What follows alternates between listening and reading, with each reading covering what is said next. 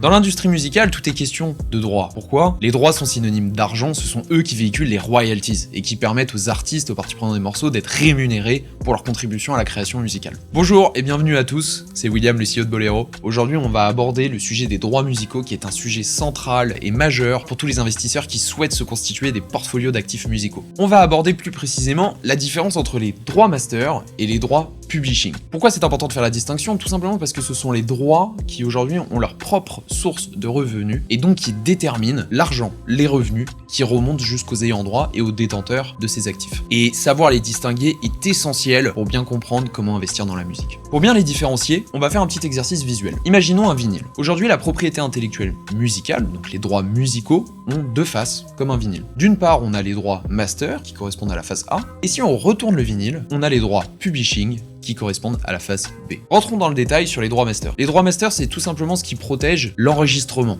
la performance, donc le phonogramme. Ces droits master-là ont leur propre source de revenus. Détenteur d'un droit master, vous allez percevoir des revenus issus du streaming, des téléchargements, des ventes physiques et de la synchronisation qui consiste à placer des œuvres et des phonogrammes dans des contenus audiovisuels type film, série, publicité. Si on retourne le vinyle, on passe aux droits publishing. Les droits publishing, c'est ce qui protège les paroles et la composition, plus souvent assimilées à la mélodie.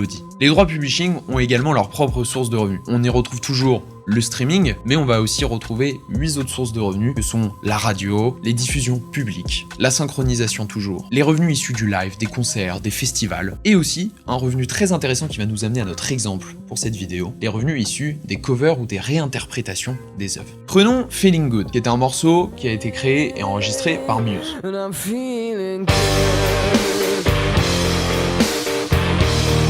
Feeling Good, c'est une réinterprétation du morceau de Nina Simone, qui est l'œuvre qu'elle a elle-même composée.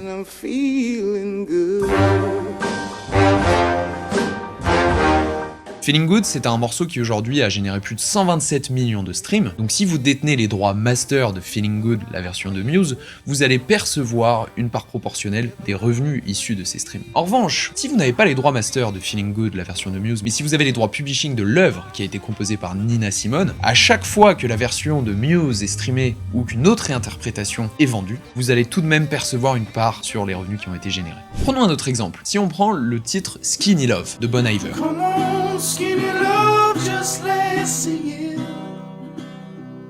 C'est une réinterprétation de l'œuvre qui a été composée par Birdy.